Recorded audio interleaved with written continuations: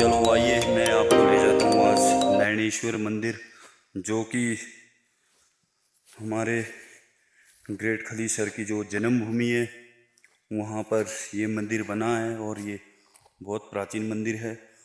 और यहाँ पर जो लोग हैं बहुत दूर दूर से आते हैं, उत्तराखंड, जम्मू, पूरे भारत से काफ़ी यहाँ पर जो लोग हैं घूमने के लिए आते हैं।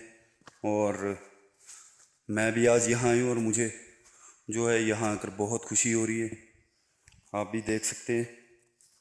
और मैं आपको जो यहाँ पहाड़ियाँ भी दिखाऊंगा आपको। पहाड़ियाँ ये देखो,